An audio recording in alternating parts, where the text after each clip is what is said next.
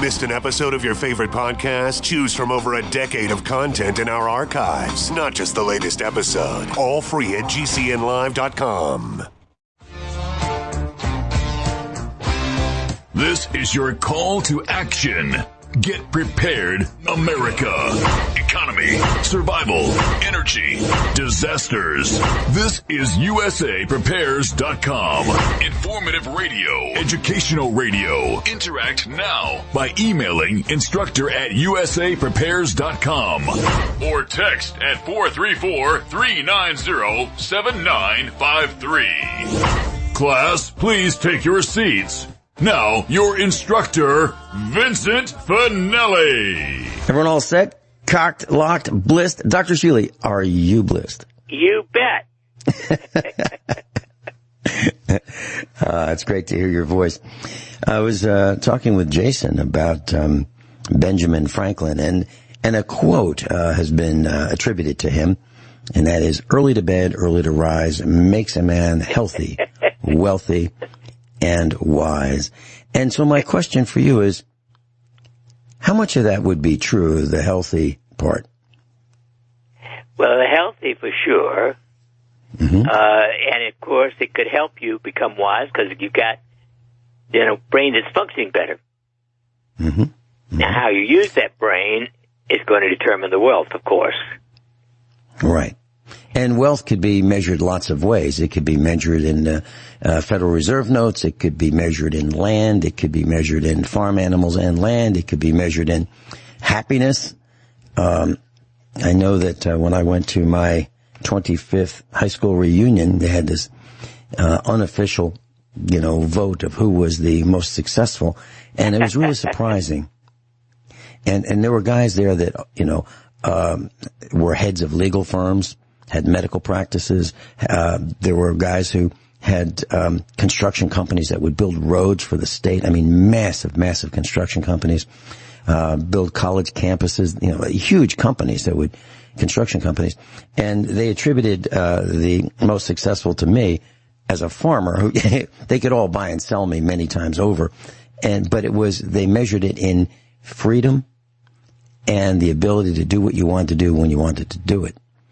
And they didn't have that many of them, because if they stopped paying attention to their business, they would lose it. So they were married to their business. They had trouble staying married to their spouses because their spouses weren't being paid attention to by, the guys running these businesses. And their children were running amok. So they had problem children, problem wives, high maintenance wives, and plenty of money. And so they thought that, I guess what they were saying is they would trade the money for freedom and, being able to do what they wanted to do when they wanted to do it. But they couldn't do that because if they turned their back on their business for a weekend, their employees would rob them blind. So I guess wealth is measured lots of ways, right? Oh, yes. And to me, the only wealth you really need is happiness. Right. And that's what they didn't have. They didn't have as much happiness, but they could buy some, periodically they could buy some happiness, spur of the moment Lamborghini or something like that. You could also call that satisfaction. Yeah. Yeah. And, and by the way, Dr. Shealy, I'd love to hear your opinion on this. That's how I measure, the day. So at the end of the day, I look back and I look at what I've accomplished. So maybe that would be some kind of a satisfaction index. I don't have a numerical a way of measuring it. I look back and I say, wow, okay, I fixed these pieces of equipment. This is what I accomplished, but I didn't complete. And here's what I've got to do tomorrow. But I look back at what did I accomplish today, and I look at how satisfied I was with my performance. And if I don't finish something, I don't give myself a failing grade. I just, look at why I didn't finish it, and, was that reasonable? But I do look at... am I satisfied with how much I actually got done? Right. Do you do that too, Dr. Shealy? Absolutely. Mm-hmm. And so what do you look at in terms of what you got done? Patients seen, studies accomplished? Just things finished on my checklist, so to speak. And my checklist is, I mean, really, it is gardening, the clinic, and writing. I mean, those are my biggies. You know, I went to when I went to the university, I studied management, and I went to the School of Management, and I was taught, you know, to have targets, meaning goals, and the steps to achieve those goals. And so I was formally trained, and I was actually certified that with a sheepskin that I actually completed the course of study in doing that. However, I don't do that. I don't think I've ever really had a list or charts or written down goals, you know, 1-year goal, 5-year goal, 10-year goals. I've never done that. And I've started corporations, and I've never had goals with those either, except for, you know, writing a business plan, which was required by venture capitalists. But other than that, I haven't had written goals. Do you have written goals, or did you? No, or they're all in my mind. Yeah, that's where mine are. And I wonder why it is that some people say you have to have these written goals in order to achieve these, you know, levels of success. And I remember being at something called an Entrepreneurs Forum back in early 1980s, and this was in Silicon Valley, California. And we started a corporation, and 3 of us were invited to share our business plan with guys who have made it. Now, I'm talking about Atari and National Semiconductor, Intel. I mean, major players in the industry. So getting invited to one of these things was a real honor. And what it was the back room of a restaurant, you know, let's say 30 guys who have made it, 30 entrepreneurs who were attributed with a great deal of success. And they would review the business plan. They would look at it, you know, the 30 days before the restaurant meeting. And then at the luncheon, which we were invited to, we didn't get to eat. We got to be barbecued, roasted. And so these guys all read in detail our business plan. And then they peppered us with questions. And, I mean, we were skewered, financial questions, business questions, marketing questions, every kind of question you could think of in terms of starting a business. And at the end of this hour and a half long or so luncheon, each one of us was asked why, a final question, why we wanted to do it. And I failed miserably when I answered the question because I didn't. Well, by their standards, I failed miserably. Yeah. And the question was, you know, why do you want to do this? Why do you want to start this company? And I said, I'm paraphrasing, that I want to look back at yesterday, knowing that I've done the very best I can. And they didn't respond to that until all 3 of us answered, you know, why. One person said he wanted to be rich. Another person said that he's a great engineer and he wanted to be, you know, compensated for his great engineering designs, etc. And I just said, I just want to look back at, you know, yesterday and know that I've done the best I could do, you know, kind of period. And they said, you know, first guy, you're going to make it. Second guy, you're going to make it. Vinny, you're never going to make it. and yours, in my opinion, is the best answer. Oh, well, can't all be perfect like us, but they could try. But that's the absolute truth of how this went. And to me, it was quite fascinating. So there's a part of the equation that deals with greed, you know, and I guess some people who are attributed to being greedy seem to have an ability to make a lot of money. But I never had the desire to make a lot of money. If I had a choice between making a good product and surviving, you know, the business environment and making a lot of money and having a lousy product, I would choose the good product because to me, that's the spiritual goal. Mm-hmm. I would be Period. embarrassed. I'd be embarrassed if I made a marginal product or I would be embarrassed if our corporate motto was, we're no worse than anybody else. Right? and that's, Coke and most other things. yeah. And you know what's interesting, Dr. Shealy? I think that is a common thread that goes along with most of us as instructors here at USA Prepares. We want to be the best we can be, and we're not in it for the money. We're not in it. I remember our son drove up to see one of his friends. This was in Virginia, and his father was a very wealthy eye surgeon. And our son showed up in a used older Mercedes that he bought, and it was an inexpensive in terms of purchase price Mercedes, but it was a Mercedes. And he showed up at this guy's house, and the guy said to him, we were building this house, and he said, "So I hear you're building." The surgeon said, "So I hear you're building a house." And our son said, "Yeah. My father and my brother are working on it right now. And so what are you going to make it out of? Vinyl?" And he said, "No." Wood siding? No. So what are you going to make it out of? And he said, "Stone." And, so then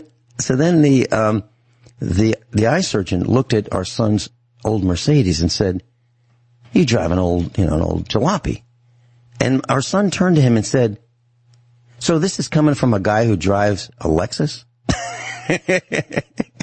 So our son kind of put down the Lexus because it wasn't a German car.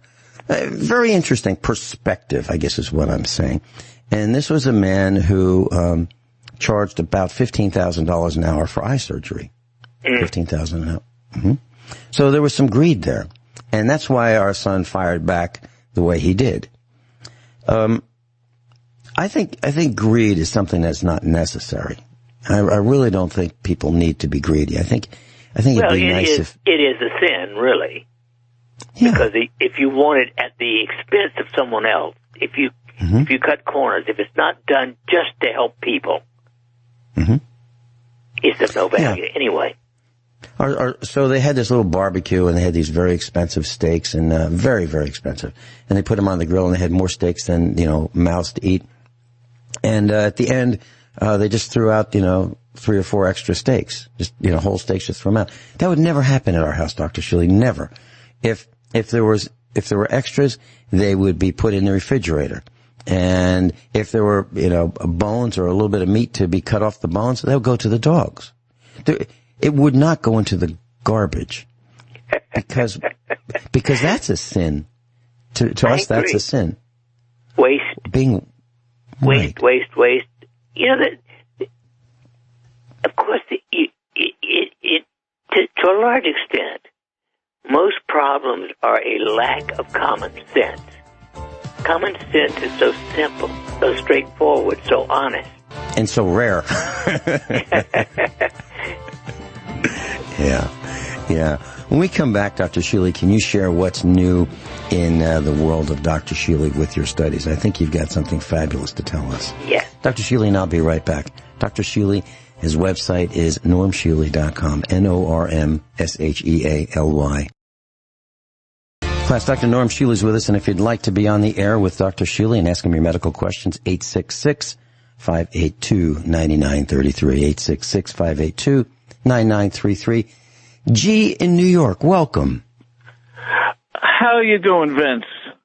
I'm here with the annual New York report for you.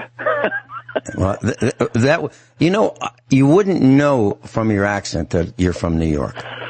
Oh, bless you. Well, guess what? I had COVID for the whole month of January.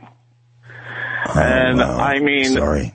Completely mask wearing, alcohol spraying, disinfecting. But, it's just, like my wife's on the task force. She says you could have touched a letter, you could have touched an avocado in the supermarket and adjusted your mask, and boom, you got it. anyone that doesn't have a pulse oximeter, one of those little gadgets that goes on your finger, they're not much. Buy it. It saved my life, and I'm sure many others. You got a doctor online, he'll probably tell you the same thing. I had the high fever, 103, was going on like that for 4 days, no appetite. You could have poured a bottle of hot sauce down my mouth. I wouldn't have tasted it. No smell, anything like that. Sick. I just didn't want to go to the hospital. I was sticking it out, so to speak. And my wife started putting that thing on my finger, and she's like, this is supposed to be in the 90s, and it's in the 80s. So I said, I'm not going to the hospital. Stubborn-headed Sicilian, very thick skull. But she got to me, and I went to the hospital. But we went to a local hospital here that's about 10 minutes away. Hung a bag of fluids on me, watched me, took a bunch of x-rays and x-raying this and that. I'm like, why are you x-raying my legs? They just pulled everything they could to bill whatever they could.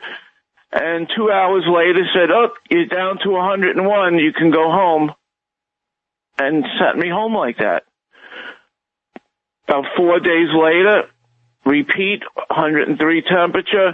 This time my pulse ox was 85 or something. And I really didn't want to go back to the hospital. And my wife's like, you're going to go to sleep and you're not going to wake up tomorrow. You'll die a nice death. You're going to die in your sleep. And I had no cough, no runny nose, nothing. Just the high fever, aches and pains.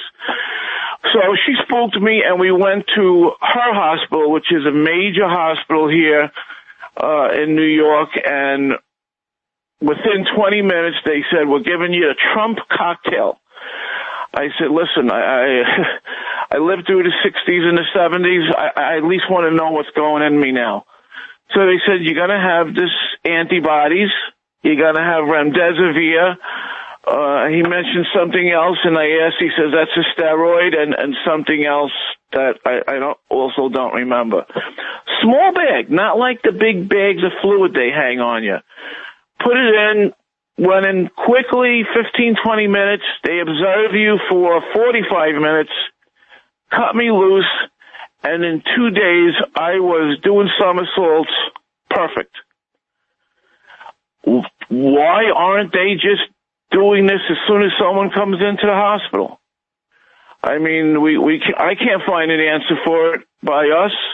Her hospital says, we usually do it, but, not everyone comes to this hospital. There's other big hospitals, even right in Manhattan, that aren't doing this. Is it the cost? Vince, you have a doctor online you mentioned? Yes.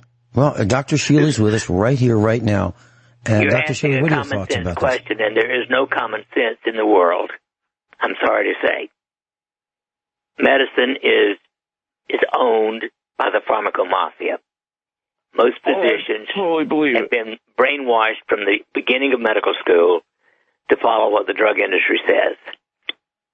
They don't think, they don't read. I mean, look, I just looked up and found 37,000 scientific articles on a subject that is not known by the average physician.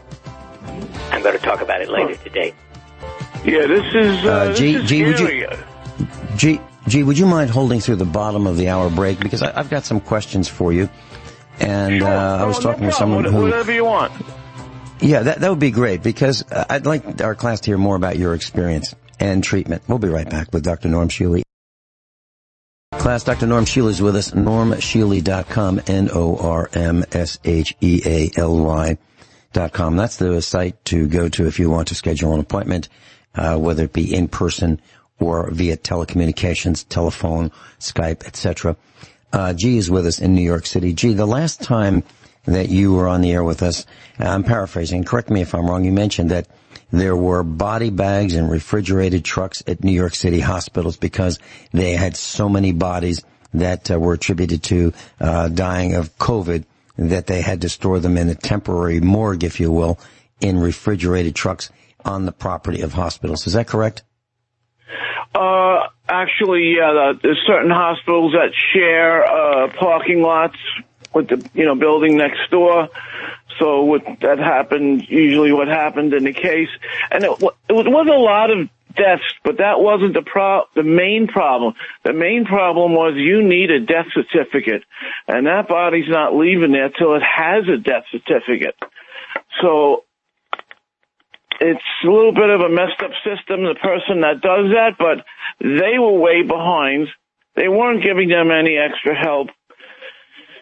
The funeral homes back then were closed.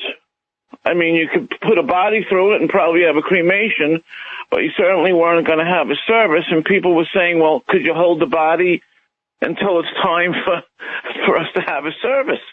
And they were like, no, this could go on. We didn't know back then. This could go on for months, or a year, 2 years. So that certainly added to it, but there was a lot of deaths, yeah. And it's indiscriminate. I mean, you could have a guy that runs the marathons in great shape, non-smoker, doesn't drink, and he could be dead in 2 weeks. And then have a senior citizen in his late 70s, smoker most of his life and everything, and he'll pull through. I dodged a bullet. I mean, I was never a smoker. I consider myself a light drinker. I don't drink unless, we're going out and it's an occasion, so that's maybe 5 or 6 times a year. I would say I'm in pretty fair health, and I consider I thank God every day I dodged that bullet. Because that some things just don't seem to work, but this cocktail, whatever it is, all I can say is it works for me. And everyone I've spoken to that was lucky enough to get it seemed to do well. I mean, gee, let's ask Dr. Shealy. Let's ask Dr. Shealy. Let's ask him, Dr. Shealy. What do you think of an IV should someone get COVID-19? Well, of course, my favorite would be 75 to 100 grams of vitamin C. Mm-hmm. You can have the same kind of benefit, in my opinion. Mm-hmm. Gee, I was at Dr. Shealy's office many times over the years, and I had what's called a Myers cocktail, MYERS cocktail. Right. And Dr. Shealy, have you heard of it? Have you heard of a Myers cocktail? Yeah, have you heard of it? No, I haven't myself personally. I don't know about the doc. Okay, well, he will, what would the term be? He will treat with a Myers cocktail. And my immune system needed a tremendous boost. And Dr. Shealy has administered these with 50 grams of vitamin C intravenously, 75, and maybe even 100, along with some other supplements. Dr. Shealy, can you describe the Myers cocktail for our class? Well, yeah, the basic is the vitamin C. Now, in order to take that much vitamin C, you need to mix it with B-complex, B12, folic acid, some calcium, and some magnesium. But that combination I've been using since 1979. Well, what do you think about these real high doses of the of vitamin D3? He had me on this 50,000 IU vitamin D3, but he wanted me to take that 4 times a day for the first week. That's okay, too. I often recommend, even if you feel a virus coming on, you take 150,000 units 3 days in a row. Mm-hmm. Gee, and Dr. Shealy, with the C and the zinc also. Yep. Gee, Dr. Shealy has been recommending this to our radio class for years, way before COVID-19 was even known. I'm talking many, many years. So we have, at our family, vitamin D3.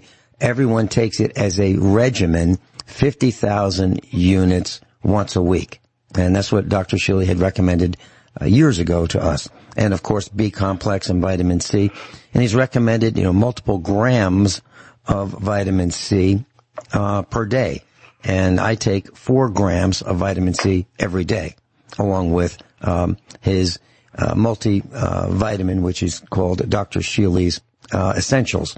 So because, Dr. Shealy, would you share with our class the relationship between vitamin C and vitamin B, complex? Well, D3 is the top of my list for everybody. In addition, you need C, but you can't take orally. Most people can't tolerate more than 5 grams, but some can go up to 10. But then you need, of course, B complex, because if you take too much vitamin C, you can have trouble with kidney stone if you don't have an adequate B6.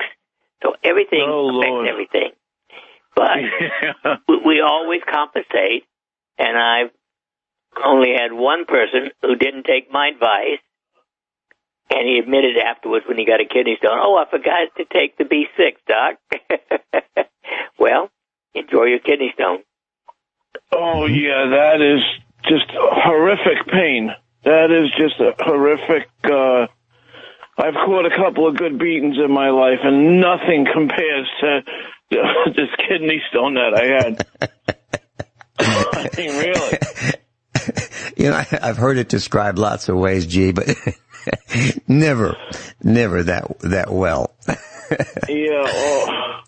G, I have a dear friend who lives on the East Coast, and he called in and talked to Dr. Shealy several weeks ago. His name is Pat. I'll even tell you his last name, Pat Guadano. And in freshman homeroom, our brother at the Catholic school used to mispronounce his name, not Guadano, which is what it is. Gaudano, and he'd yell at him. But so Pat Guadano is a saloon singer. He's been on television. He's been in Nashville at the Grand Ole Opry. He's played with the greats. And that's all he's ever really wanted to do, because when I knew him as a child, he was practicing on his Fender and his Gibson guitar, his 12-string. And he's become quite an accomplished musician. He's been for decades an accomplished musician. Anyway, he called in and he contracted COVID. And he wanted Dr. Shealy's advice as to, some of the things that he should do. And Dr. Shealy had some recommendations, and I'm sure Pat Guadano followed them to the letter. Well, here's what happened.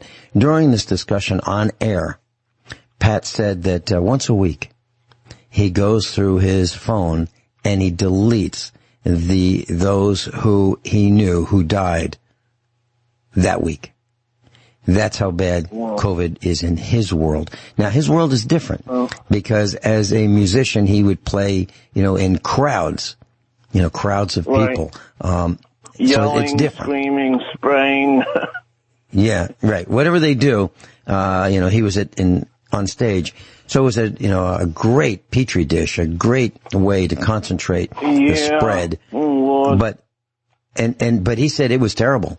It was terrible, his experience with COVID, and his oxygen sats got into the 80s, and it was pretty scary. So you mentioned a pulse oximeter. I have one right here in the studio.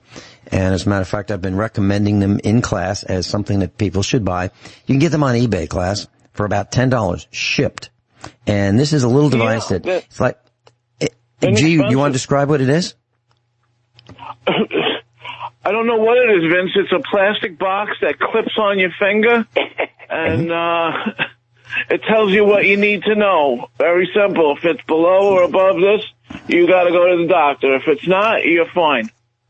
Okay, so what it will do, class, is it will tell you numerically, digitally, what your heart rate is, beats per minute, and also simultaneously what your oxygenation rate is. It will tell you both of those things.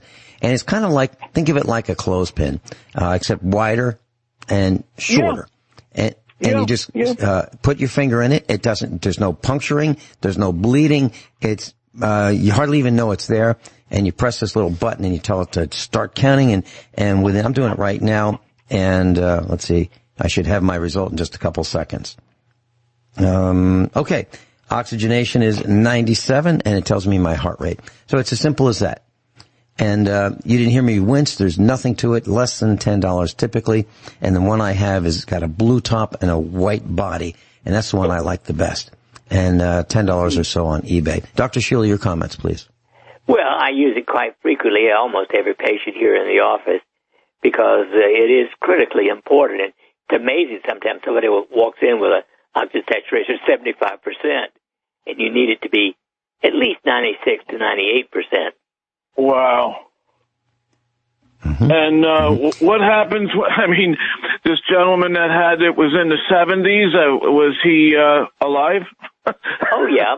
And all I did was put a PEMF device on his chest for 30 minutes, and he came up to 97%. Uh-huh. And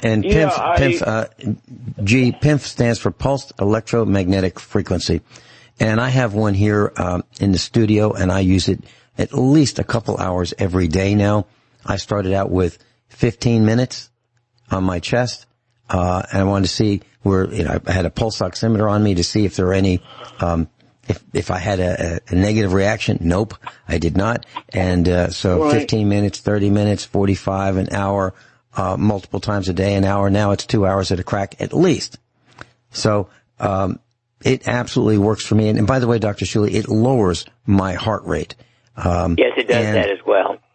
It does. And I believe that it is in the business of repairing my lungs. I believe it has done that. Seriously. My inflammation is like darn close to zero now. Darn close.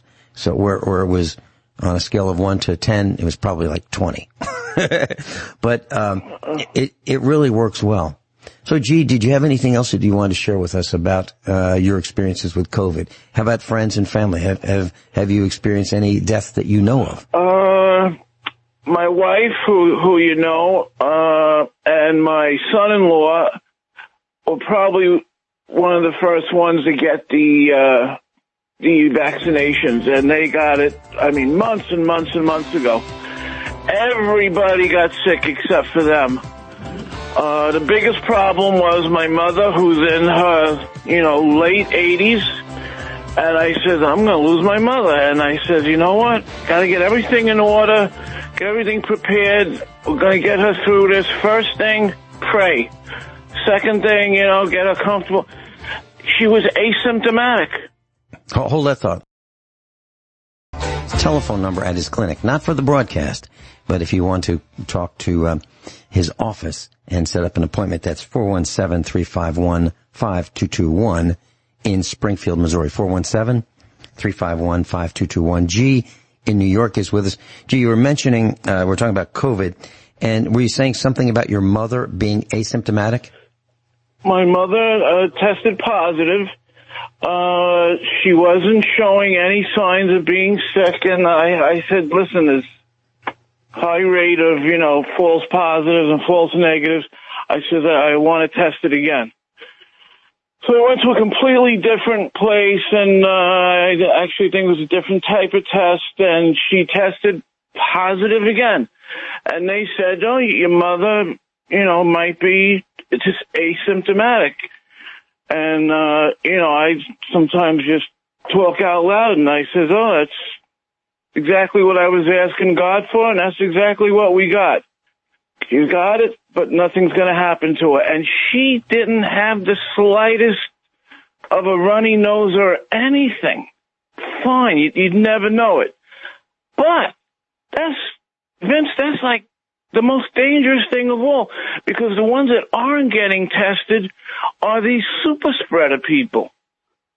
You know what I'm saying? They're out touching every grapefruit they can, looking at a birthday card and putting it back and taking the next one. And believe me, if they say you can't get it like that, you can. That's just an outright lie. Dr. Shealy, we dump our packages. One Dr. second. Shealy, we dump all our packages out. We have a UV, a black light, a special thing my wife ordered. Let everything sit under that for 10, 15 minutes, and a quick wipe before it goes into the pantry or the refrigerator. Dr. Shealy, your thoughts? Well, personally, I we did have a test, and I was negative, and I'm not going to have another test because I don't believe in the vaccine. But that's it. G and Dr. Shealy in class, here's what we do. If the mail comes to the mailbox, someone will go out to get the mail after it's been there for quite a while. We'll talk hours. And then the mail is picked up with disposable gloves, okay? And then it is put in the sun, if it's a sunny day, for a day or two. It'll be flipped over. Packages, the same thing. Packages are left outside in the sun. Or they get thrown. Sometimes the mail just gets thrown in. We have a really long driveway. It's about a third of a mile long. The mail will be thrown in the back of the pickup truck, 8-foot bed, and it's parked in the sun. The mail just sits there, and for a couple days. And, it gets flipped a couple times with gloves. Same thing with packages that arrive. We are extremely cautious, but we are of the few that we know who have not gotten COVID. We're of the few. I talked with a gal who cuts hair and over the weekend, and here's what happened to her. So she said she got it. And I asked her where she got it from, if she knew, and she said, yeah, she got it from a gal she works with in the same beauty salon. And her whole family, the gal I know, her whole family got COVID, husband, children, etc. And they were down for weeks. They felt awful for weeks. But she said it was like a bad cold. But I remember when people got a bad cold, Dr. Shealy, I'm talking years ago, when people got a bad cold, they said, oh, it's terrible. I had a bad cold. I thought I was going to die. So it used to be when you got a bad cold, you thought you were going to die. It was so miserable. Now people say when they get a bad cold, it was not too bad. I guess that's because they didn't die of COVID. Any comments, Dr. Shealy? Yeah, I think that's about true. Yeah. And I remember a bad cold was a miserable thing. Absolutely miserable. You kind of want to crawl up in bed and have everybody leave you alone. And that's what or your nose was running, your eyes were, feverish, and it was just terrible. But now it's considered, bad cold is like a, okay thing. Very interesting, G. Yeah. We've had some, extended family members, 2 of them died. A visiting, nurse type person who was taking care of one of these are great grandparents, but they were in their 80s, kind of like your mom's age. Visiting a nurse kind of brought it to the house, and then, they both, husband and wife got it, died within 10 days of each other of COVID. Oh, and my God. Then the children, who would be, our age, in their 60s went to help out mom and dad before they realized they had COVID. They all got it, so 3 of them got it, and some of their children got it. And so one of the children whose parents were killed by COVID was diagnosed as a long-term person, long-term healing, brain fog, damaged lungs, reduced capacity, physical capacity of the entire person. So what I'm saying is some people, like your mom, seem to fine. Others die, and others are somewhere in between. I've got to run. We're going into the top of the hour. Thank you so much for sharing your wealth of knowledge regarding your experiences with COVID and your family, etc. Thank you for calling in. My pleasure, Vince. My pleasure. I look forward to seeing you soon. And Dr. Shealy and I will be right back. Everyone all set? Cocked, locked. Hour number 2 of USA Prepares with Dr. Norm Shealy. I just wanted to mention, Dr. Shealy and class, I met G many, many years ago. And he and our family have some similar interests regarding history and World War history, World War I, World War II, etc. And so we met at a convention many decades, probably close to 2 decades ago. And there were a bunch of guys, and we'd have lunch together, and we'd go out to dinner together. And I'm talking about a weekend type convention, the kind of things that we used to do in the good old days. And so I know G from those interactions. As a matter of fact, one of our boys went to the senior prom with his daughters. And interesting story very quickly. I'll tell you that, fathers are really proud of their daughters, and G said he had some really beautiful daughters, and our son ought to consider, going to the prom, and in New York City. And so our son met them, and sure enough, he was absolutely right. They were absolutely stunning, beautiful, and our son went to the prom with both of them. So our son is the only guy I know who took two girls to their senior prom, literally. And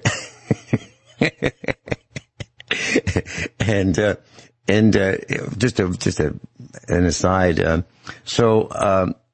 G said to me, hey, I don't want our children going out and, these after prom parties with, these drug fuel parties, and he's not going to let that happen. So, I said to our son, okay, just keep me posted. Let me know what your plans are, after the prom. And so, our son called up and he said, okay, we're all checked in. I said, what do you mean you're checked in? He said, well, G wanted us to go to a motel after the prom, so we're at the Red Roof. So they had a wonderful time, but it was not what I expected. When Dad says he doesn't want his girls going to a after prom party, and you get a call from your son saying that the two girls and your son are checked into the Red Roof in one room.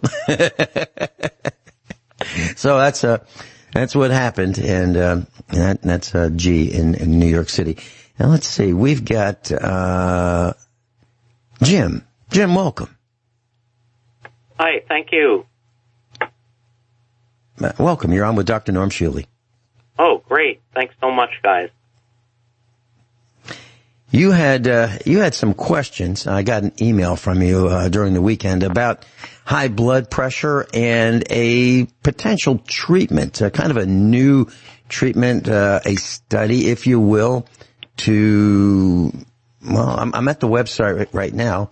It's at BP, let's see, I'm trying to read it, hbpstudy.com. We forwarded a copy to Dr. Shealy. And the website shows the text, worried about high blood pressure, learn about a clinical study of an investigational procedure. Do you qualify? And it says, you might be right for the study if you're unable to control your blood pressure. Many patients with high blood pressure try to follow a healthy diet, exercise, take medication, yet their blood pressure is still high. If you've been diagnosed with high blood pressure, you may qualify for a clinical study near you. Take this quiz to see if you qualify. Jim, would you like to tell us more about this? Well, first, let me give the doctor my background as to, my blood pressure. It's I'm in my 60s, and my blood pressure had been gradually increasing, and primarily it's the first number, the higher number. The lower number's always been fairly good. I'm in, I think for my age, excellent health. I exercise regularly. I eat well, but probably not in terms of the guidelines you guys put out there. But other than that, I've been in good health, and it just slowly crept up. And I do take two medicines in tandem, both fairly mild, and I have no side effects. That's losartan and amlodipine together. And when I take those medicines, my blood pressure is fine. But you'd always love not to have to be on medicines, right, doctor? Well, you couldn't pay me to take those medicines because 90% of the time they cause chronic fatigue and erectile dysfunction.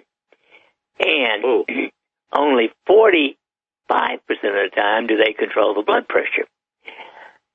Now, the treatment of choice to me is D3, 50,000 units once a week. I presume you weigh at least 140 pounds.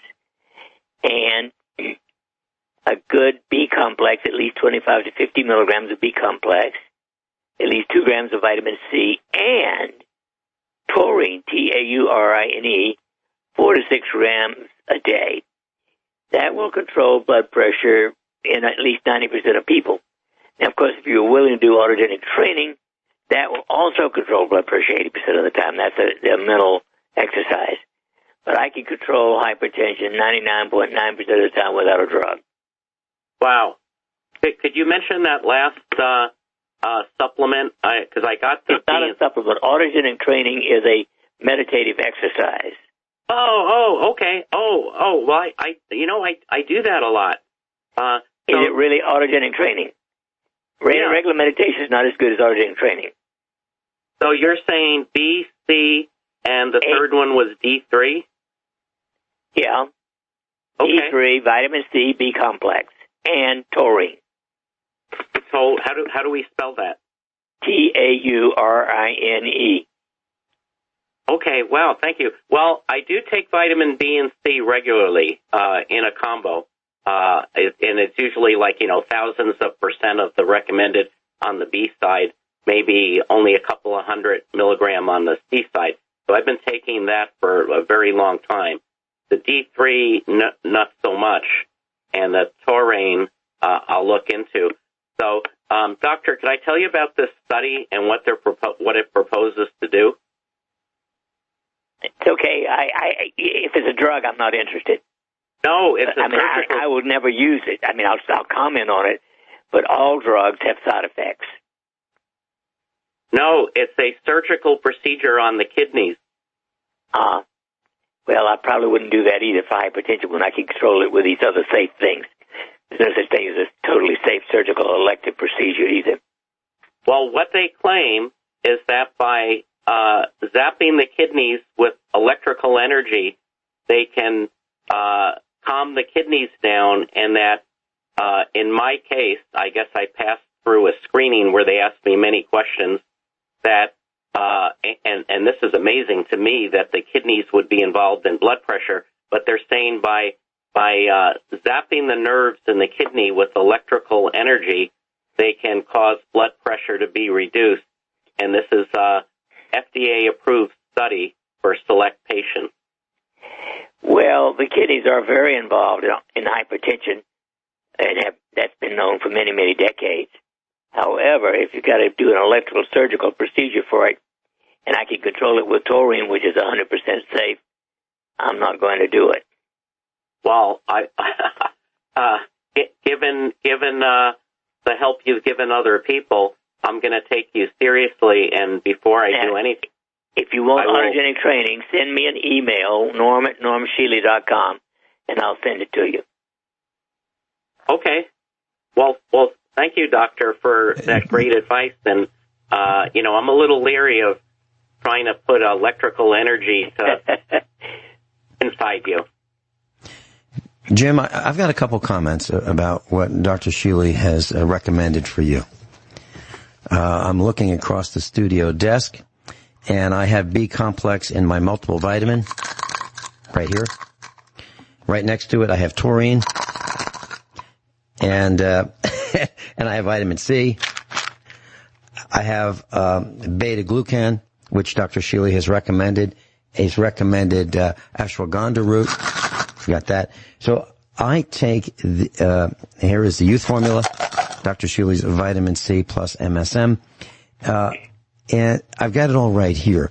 And the reason I have these is because, and vitamin D3, which Dr. Shealy has recommended, I take all of them according to his protocol. And my heart rate has come down, my blood pressure has come down, my inflammation is like almost non-existent. Literally almost non-existent. And it's because of the protocol. So there's one other thing that I take, and that is, and Dr. Shealy and I have talked about this, and that's garlic. I take concentrated garlic caplet. It's not a capsule, it's a caplet. And so I take that once a day as well. And it all works. And whenever I go for an annual exam, I get asked, what kind of meds are you on? And I just can't believe it. They can't believe that I'm not on, all these high blood pressure medicines. They think that, I guess that would be part of a person's diet, eating high blood pressure meds. And Dr. Shealy has talked about for years. He and I have been broadcasting about 10 years now. And he's been talking about erectile dysfunction. He's been talking about the side effects, which he calls complications with these drugs. And you don't need to have any of those complications if you follow the protocol and if it works for you. So, and it works for me, and it works for others. So, Dr. Shealy, any comments? No, I am. Again, I use drugs only in acute illnesses, never in chronic illnesses. Mm-hmm. Yeah, that sounds like good advice to live by.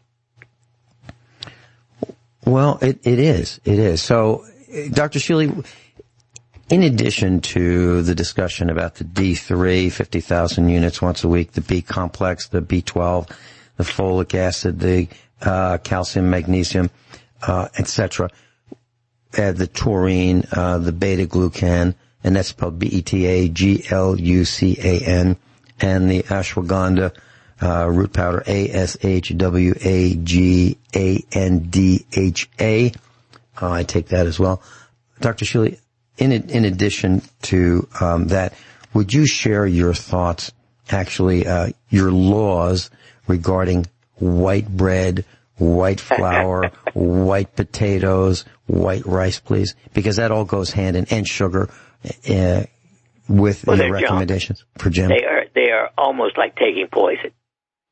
I have not eaten bread, personally, of any kind in 15 years and plan on never eating it again. White rice is worse than sugar almost. White Irish potatoes are not a food. So, they're just junk carbohydrate. Jim, any comments? No, very interesting. It sounds, this has been a theme of you and the doctor over the years, is that it's so important to your health. Yeah. And one of the problems, and please stay with us through the bottom of the hour break, Jim. One of the problems that I see is that we squander our health during our youth, and we try to buy it back as we get older. We'll be right back with Dr. Norm Shealy and Jim. Plus, Dr. Norm Shealy is with us. Jim called in with some questions about a medical procedure, surgery involving a surgical procedure to reduce high blood pressure. And Jim, I believe you mentioned that you used or were prescribed a drug called losartan, and I believe that's spelled LOSARTAN. Is that correct? Yes, that's one of the two that I take. Okay. Dr. Shealy, is it okay with you if I mention, or would you like to mention, some of the complications that occur with losartan? Do you want to do that, or do you want me to mention them? Well, basically, it can be all kinds of things. But the most important side effect is chronic fatigue. It just saps your energy. It blocks your natural ability to make energy. All the antihypertensive drugs do. Now, it's not 100%, but why bother when it really only works 45% of the time if you use it with one or two other drugs? Okay. In my case, since it's the high number that seems to be the problem, I seem, just experimenting over the years on my own, it seems like the amlodipine works better for me. What's your opinion of that drug, doctor? Same as losartan. Both of them suck. You could pay me $1 trillion to take either one of them.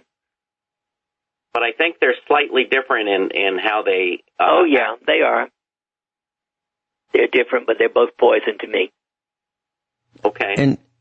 And Jim, here, let me just mention some of these, and this might jog your memory as to some of the complications you might have experienced. Blurred vision, burning, itching, numbness, pins and needles, confusion, difficulty breathing, dizziness, headaches, fainting, fast or regular heartbeat, nausea, vomiting, nervousness, numbness or tingling in the hands, feet, or lips, stomach pain, sweating, unusual tiredness or weakness, that's what Dr. Shealy mentioned, weakness or heaviness of the legs, bleeding gums, blood in the urine or stool, coma, convulsions, cough, decreased urine output, difficulty swallowing, increased thirst, large hive-like swelling of the face, eyelids, lips, tongue, throat, hands, legs, feet, or sex organs, muscular pain or cramps, puffiness or swelling of the eyelids, lips, tongue, tightness of the chest, unusual bleeding or bruising. Now, just reading that would make me want to not take it, right? Well, I think I've had all those symptoms exactly like you mentioned, but it occurred when my longtime girlfriend told me I had till the end of the year to ask her to marry me or she was leaving.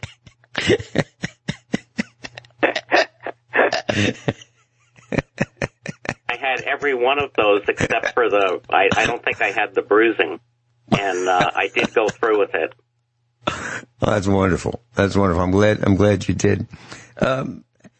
So it seems to me, Jim, what Dr. Shealy said, if you do what I'm doing and what some of the rest of the class is doing regarding the supplements, which I've heard many times, like every broadcast almost, from Dr. Shealy, that these supplements are safe and that he's been recommending them, prescribing them for years.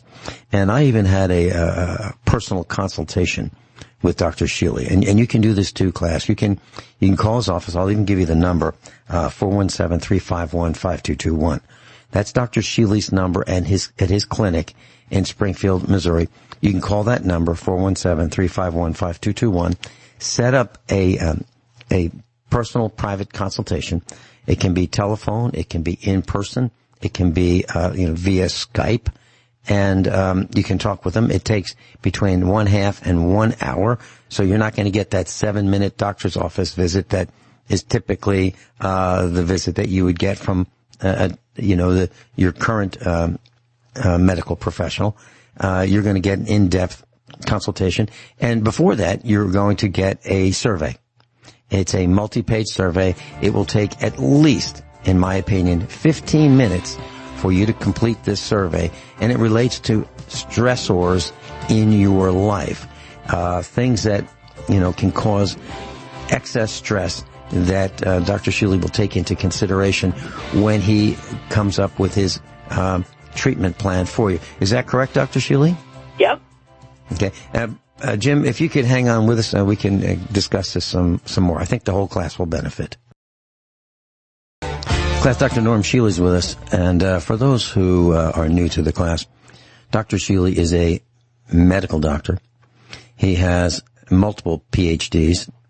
He is a Native American medicine man. He's a farmer. He's a researcher. He's an author of about 40 books. His vitae is longer, more comprehensive, more complex than any other experience profile, vita, resume I've ever seen anywhere, any place, anytime. No kidding. He is a patent holder. Dr. Shealy, how many patents do you have? I think it's only 15, maybe 16. Just 15 or 16? Yep. Mm-hmm. And how many books have you written? High 30s? I got 39 out, and one in the hopper. Okay. I don't know anyone who has written 39 books. No one. I don't know anyone who has 15 or 16 patents. I don't know anyone who has 3 PhDs. I don't know anyone who is a practicing medical doctor at just about 90 years old. And I don't know anyone other than you, Dr. Shealy, who was Surgeon of the Year. So, did I misstate any of those things, Dr. Shealy? No. However, I want to talk about my favorite all-time invention. Please do. I have just demonstrated that you can optimize the most important hormone in your body, Anandamide. It means bliss, B-L-I-S-S. There are 37,000 scientific references on Anandamide. In a normal, healthy person, the very narrow range, it goes from about 1 to 5 nanograms per milliliter. if it's low, you can have all kinds of illnesses and cravings and problems with your immune system. If it's high, you can have the worst damage in the world, including a heart attack, and actually schizophrenia. So you need it in a narrow range, 1 to 5. We have just demonstrated that you can increase it, not a lot, only about 9%, by stimulating with the cranial pulsed electromagnetic frequency device. Now, I thought it was going to be that way because it does put your brain into gamma. But this, to me, is the most important thing. Now, Vince, the single most important thing about my entire study, however, is with 37,000 scientific references, it's not a routine test. It should be the test of your brain function. It's as important as lipids and a coronary angiogram combined for the heart. And yet, it's not done. In fact, there's not a commercial lab even doing it. I had to go to a research lab to get it done. Oh, well. Conventional medicine. Dr. Shealy, now we're talking about the pulsed electromagnetic frequency device, correct? Yes. Okay. Now, I use that. Here's what I do. I start putting it right about at my Adam's apple, and then every 10 minutes I move it lower by a couple of inches, and I do that for a period of 2 hours. And, I get down to, my belt, and then I go back up because I'm interested in treating my respiratory, system. Now, should I, in addition, use it on my head? In addition to that? If you use it that way, you're getting about the equal of 1 hour on your head. Because when it's on your belly, for instance, your head is getting 50% as much as when it was on the head. Okay. Do you understand what I'm saying? Yes. Yes. As far as output is concerned, when it's down on the center of your body, your head's getting about 50% output. When it's on your head, it's getting 100% output. And so I doubt you'll get a lot more. On the other hand, people who've got more serious illness can use it up to 8 or 10 or 12 hours or more a day. I've got a couple of patients who use it almost 24 hours a day. Now, Jim, any questions about what we're talking about? No, it just sounds very interesting. And this is pulsed electromagnetic frequencies. Dr. Shealy, would you share with our class what the frequencies are and the duration so our class can get a feel for this? Yes, they go from 5.83 to 56.81 cycles every 10 minutes. That is the sweeping of the normal energy frequencies of your body. Mm-hmm. And so would you say that this is a stimulating effect? It's class. This is a coil, an antenna coil. It is roughly 12 inches in diameter. There is no bleeding. There's no insertion. There's no needles. There's no anything. It's just, you can put it on over your shirt. You can put it on under your shirt.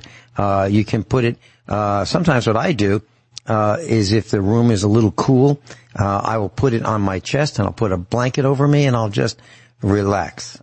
Sometimes I'll read. Sometimes I'll watch, Combat or the Rockford Files or something like that, that I can learn something from, believe it or not. And you can.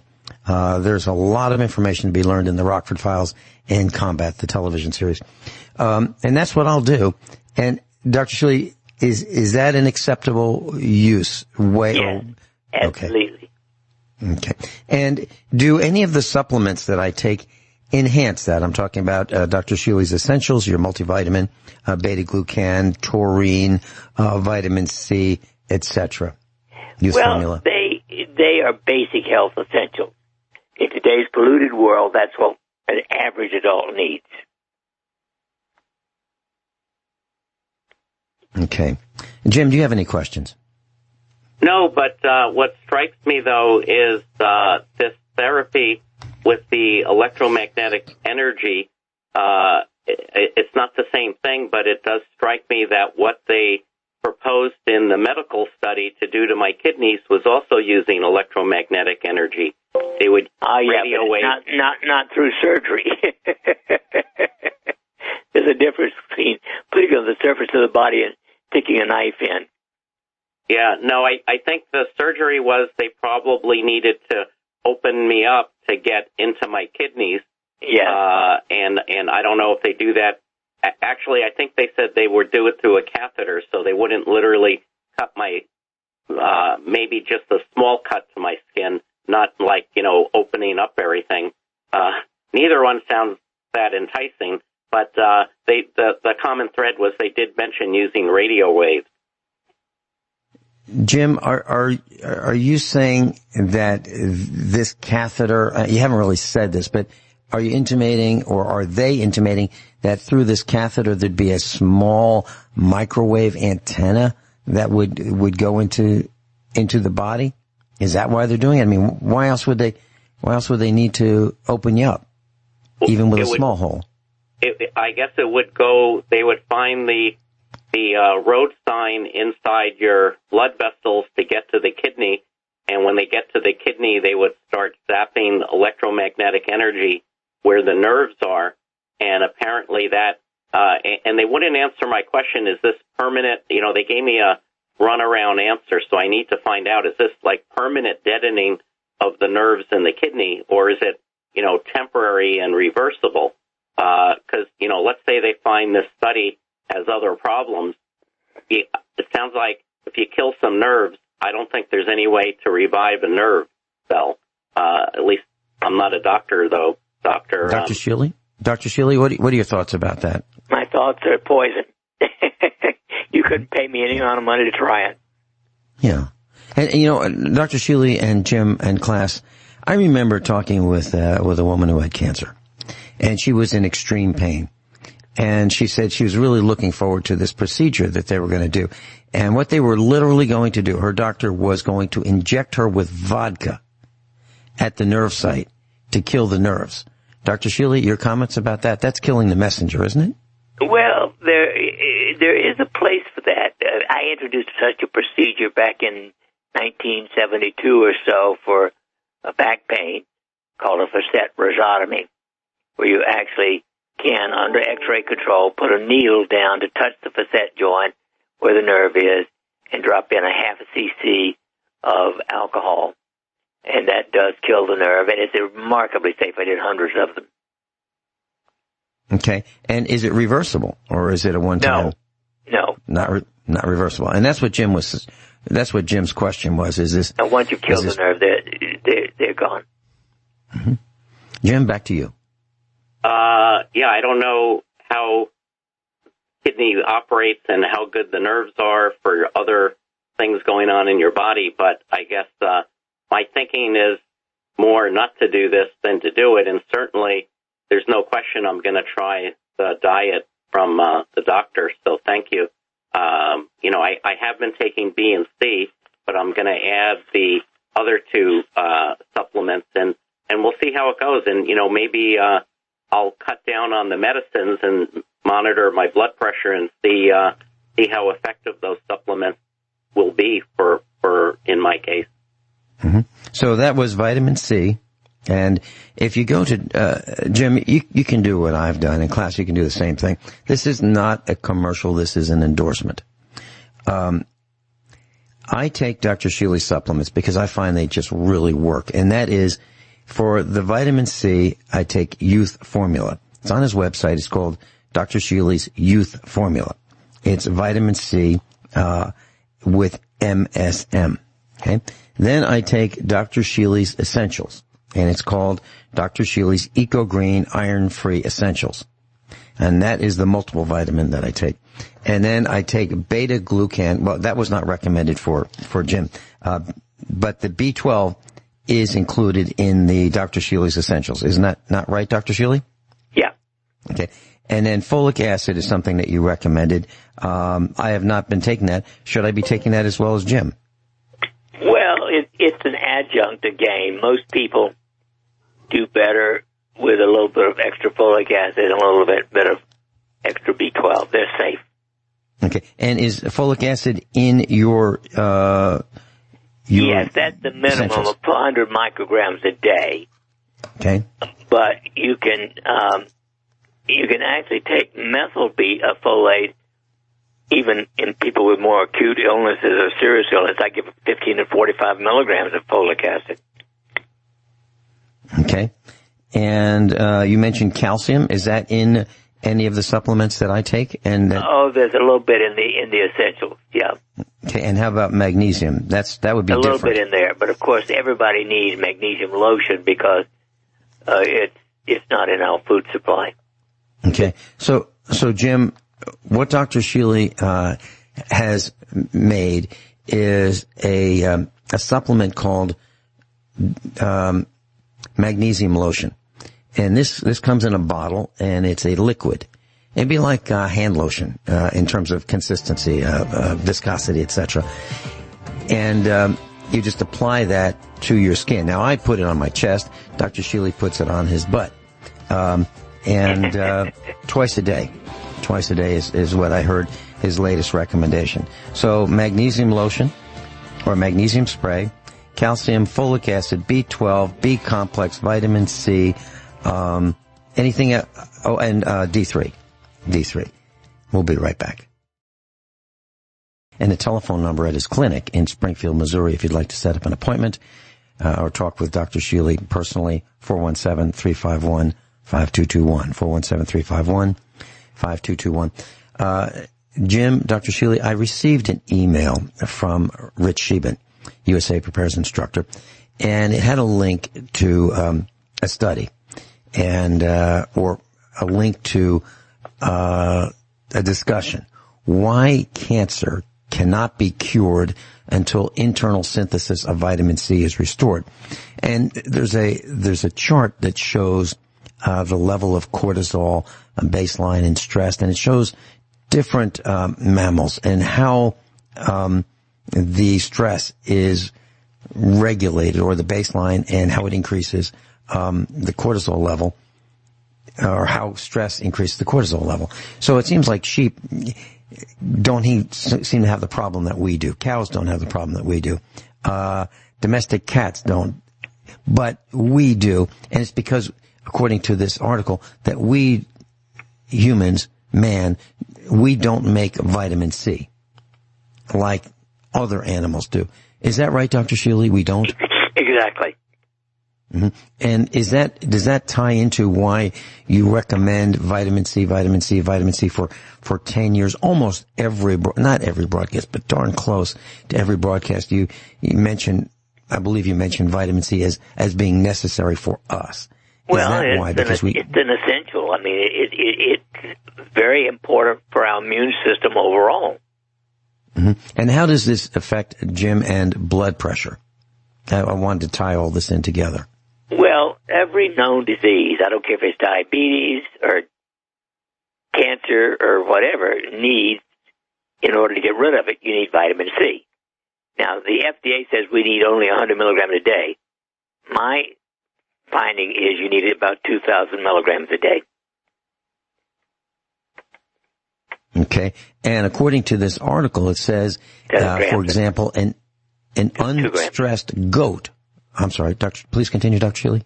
I just said grams, 2,000 grams, not whatever. 2 grams, 2,000 milligrams. Right. 2,000 milligrams is 2 grams of vitamin C. So this article goes on to say an unstressed goat, the animal, a goat, makes 13,000 milligrams of vitamin C internally per 150 pounds of body weight. So that would be like per day, I guess. So that would be like 1.3 grams of vitamin C. That would be, I'm looking at your jar or your bottle right here. It says that you recommend 4 capsules a day, and that would be 2,000 milligrams. So that's a little bit more than a goat makes. Just a little bit more than a goat makes. Right. Okay. But we don't make it. So is that why we are more susceptible to diseases than our cows are? Yes. And the deer are, and our cats and dogs? Yes. Because strictly, or attributable to the lack of production of vitamin C in man. Exactly. Quite fascinating. Jim, any thoughts? No, it's been a fascinating hour. Thanks, guys, so much for having me on to, discuss my condition, which I think maybe many other listeners have a similar problem with high blood pressure. Jim, can I ask you this? What is it about USA that draws your attention to us? Do you have any feelings for why you pay attention to us?